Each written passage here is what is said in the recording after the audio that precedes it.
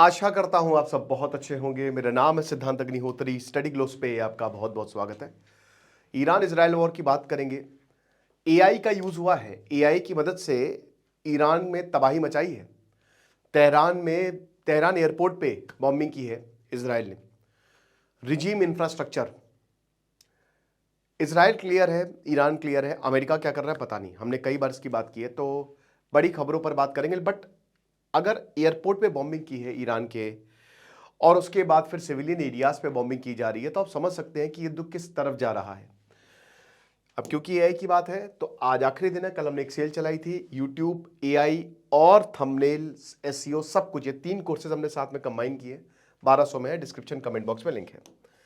तो देखो देखो दोस्तों, 2 खबरें हैं। सबसे पहली बात तो ये है कि जो यहाँ इनका एयरक्राफ्ट कैरियर है, एक और एयरक्राफ्ट कैरियर जो है वो यहाँ पे आने वाला है, प्री डिप्लॉयमेंट होने वाला है। अमेरिका यही कह रहा है। इनका एच.डब्ल्यू. बुश एयरक्राफ्ट कैरियर जो है वो यहाँ पे आएगा। जो इनका जेरार्ड आर्ट फोर्ट था, ये भैया यहाँ पे तैनात था और उसके बाद फिर यहाँ पे आ गया। ये रेड सी में आ गया है, ठीक है ना, यहाँ पे। तो ये पूरा स्विस कैनाल से होते हुए रेड सी पे अब यहाँ पे तैनात हो गया है, ठीक है। इसी जेरार्ड आर्ट फोर्ट में ही ना बैंड बजी हुई है। 4000 से 5000 क्रू, टॉयलेट जाम हो गए, मेंटेनेंस ही नहीं हुआ है इतने समय से वेनेजुएला में, तब सीधा यहाँ पे आ गया है। अब एक तीसरा एयरक्राफ्ट इब्राहिम लिंकन ऑलरेडी यहाँ पे तैनात है। मतलब जो इनका लिंकन है एयरक्राफ्ट कैरियर अकेले तो चलता नहीं। मैंने आपको कई बार, ये कैरियर स्ट्राइक ग्रुप होता है। इसमें F-35 जेट्स होते हैं, डिस्ट्रॉयर्स होते हैं, वॉरशिप्स होते हैं, पूरा साथ में चलता है। क्योंकि ये कहते हैं ना कि राजा है एयरक्राफ्ट कैरियर, ये बहुत जबरदस्त चीज होती है। जिसके पास है वो कमाल। इसीलिए भाई अमेरिका के पास दुनिया का सबसे बड़ा एयरक्राफ्ट कैरियर है, राइट। तो ये चीज, अब दोस्तों क्या है ना कि देखिए, इतना आसान है नहीं। एयरक्राफ्ट कैरियर की डिप्लॉयमेंट हो रही है। दूसरा ये भी बताया जा रहा है कि एक प्राइवेट बात में डोनाल्ड ट्रंप ने ये बोला है, कि निजी बात में, कि भाई हाँ, हम चाहते हैं कि ईरान में ग्राउंड इन्वेजन हो।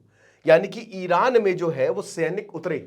इनके पैराट्रूपर्स होते हैं ना अमेरिका के, उनकी एक एक्सरसाइज थी, उसको रद्द कर दी गई है। अब क्या अमेरिका ग्राउंड इन्वेड कर पाएगा, ग्राउंड इन्वेजन हो पाएगा? अब लिमिटेड ग्राउंड इन्वेजन की बात की। हालांकि अमेरिका ने, व्हाइट हाउस ने इसको डिनाई किया है, बोला कि सिर्फ और सिर्फ एजम्पशंस है। डोनाल्ड ट्रंप ने ऐसा कुछ भी नहीं बोला है। बट दोस्तों, अगर ईरान पर ग्राउंड इन्वेजन होता है अमेरिका का इन केस, तो ये मौत को दावत देना है। कुर्दों से इन्होंने ऑलरेडी बात की हुई है। अब कुर्द जो है ना, वो भाई यहां पे अमेरिका के लिए लड़ेंगे, बिल्कुल लड़ेंगे। अब कितना नुकसान कर पाएंगे, देखिए, इतना मैंने क्या बताना कि इतना आसान है नहीं। क्योंकि देखिए, ईरान जो है वो लगातार हमला करता जा रहा है। मैंने आपको कल भी बताया था कि ईरान के पास अच्छे खासे हथियार हैं, इनके पास मिसाइल्स हैं और तगड़ी मिसाइल्स हैं। इनके जो शहीद ड्रोन है, कामिकाजे ड्रोन, मतलब लॉइटरिंग म्यूनिशन जिसको बोलते हैं, सुसाइड ड्रोन्स, ठीक है। उसमें बम डालो और भूल जाओ, उसके बाद फिर वो वापस नहीं आएगा, फटेगा और सबको ले डूबेगा, है ना। ये हिसाब किताब है। भारत ने भी अपने शेषनाग ड्रोन्स बनाए हैं। भारत भी इसमें काफी बढ़िया, ड्रोन वॉरफेयर बहुत बढ़िया। और अगर आप इसमें स्टार्टअप करना चाहते हैं तो बिल्कुल गो अहेड, कमाल होने वाला है। तो भाई बात यह है कि यहां ईरान में ग्राउंड इन्वेजन तो सिंपली नॉट पॉसिबल। क्या करेंगे आप, कैसे अपने जितने भी यहां आपके गल्फ में सैनिक तैनात है, क्या आप उनको भेजेंगे? और ये बहुत बड़ी टैक्टिकल ब्लंडर होगी। ये बड़े बड़े एक्सपर्ट्स ने भी यही बोला है कि भाई ये मत करे अमेरिका, ये सुसाइडल होगा, राइट।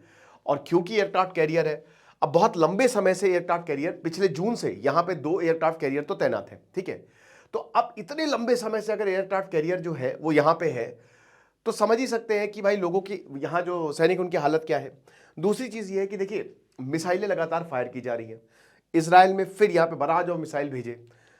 क्या है कि जब ईरान यहां पे मिसाइलें फायर करता है ना, तो सबसे पहले ये पर्शियन गल्फ में जो एयरक्राफ्ट कैरियर है यहाँ पे जो तैनात, तो वो इन मिसाइलों को रोकेगा, ठीक है। मान लीजिए अगर इसको भी भेज दिया, यहां से भी अगर आगे चला गया, तो इराक में जो एयर बेसेस हैं, जो मिलिट्री बेसेस हैं, जो पेट्रियट और थार्ड सिस्टम है ना, वो ईरान की मिसाइलों को रोकेगा। मान लीजिए इसके भी आगे चला गया, तो यहां पे भी, ठीक है ना, ये जो रेड सी के पास इन्होंने अपनी पूरी मिलिट्री बेसेस बनाए हैं और जो एयरक्राफ्ट कैरियर तैनात किया, वो रोकेगा।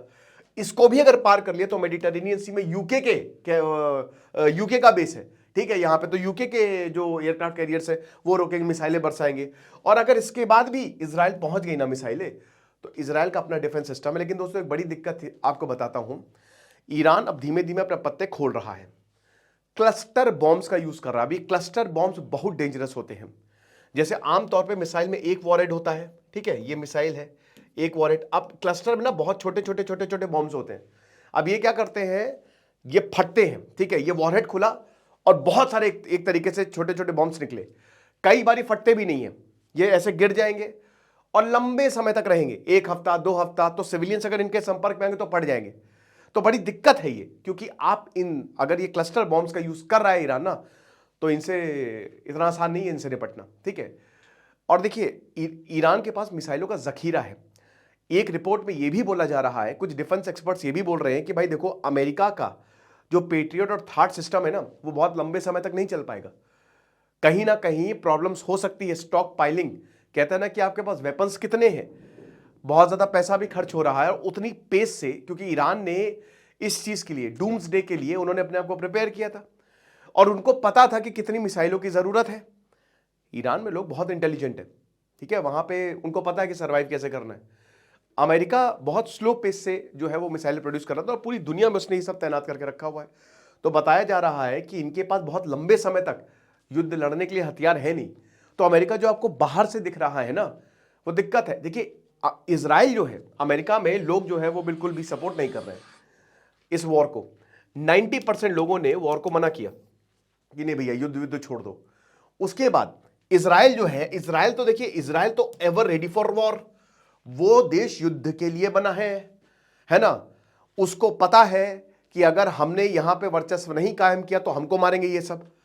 तो इजराइल तो लड़ेगा ही लड़ेगा, उसको कोई आप साथ दो ना दो फर्क नहीं पड़ता, वो लड़ेगा, उसका बिल्कुल क्लैरिटी है उसको क्या करना है। अमेरिका को क्लैरिटी नहीं है और ट्रंप को यहां पे मनवा लिया है यहूदियों ने, ज्यूज ने, कि आप मारिए, आप हमला करिए ईरान पे, बाकी हम देख लेंगे। इजराइल कह रहा है कि हमने नवंबर में ही प्लान बना लिया था कि कैसे खामेनी को मारना है। सोचिए, नवंबर में प्लान बन गया था, हम तभी मार देते खामेनी को। जब ये कहीं पे भी घुस के, है ना, कहीं भाई हमास के चीफ को मार दे रहे हैं, कहीं लेबनान के हिजबुल्लाह के चीफ को मार दे रहे हैं, तो खामेनी को भी मारना बहुत तगड़ा नेटवर्क है मोसाद का, बहुत तगड़ा नेटवर्क, महारत हासिल है और ये ज्ञान है इनका 2000 सालों से, ठीक है। तो इजराइल बहुत क्लियर है और ईरान भी अपने उसमें क्लियर है, बट अमेरिका क्लियर नहीं है, तो अमेरिका फंसता जा रहा है।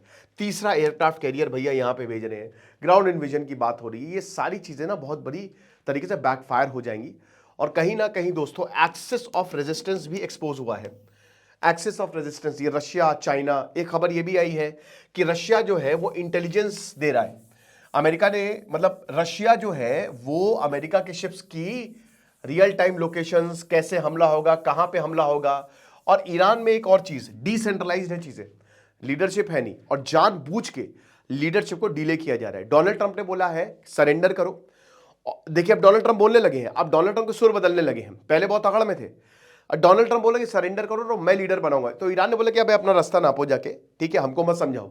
तो ईरान ने एकदम इसको नकार दिया है और जानबूझ के मुताबिक खामेनी उसको लीडर नहीं बना रहे, क्योंकि जितना लंबा चलेगा, अभी आईआरजीसी के पास है, आईआरजीसी को सीधा तुमको जो करना है करो, जिसको मारना है मारो, सीधा आईआरजीसी को यही बोला है, उनकी सेना को सीधा ये बोला है।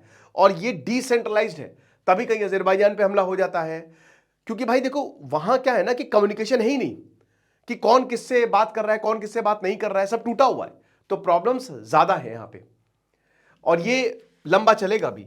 अब बात ये है कि ये युद्ध रुकेगा भी कि नहीं रुकेगा, इसको हम अगले लेक्चर में डिस्कस करेंगे, ठीक है। तो फिलहाल ये कुछ इंपॉर्टेंट अपडेट्स थी। अभी हम 8th डे हैं वॉर के और बस यही कहिए कि सब कुछ ठीक हो जाए, सब कुछ सही हो जाए।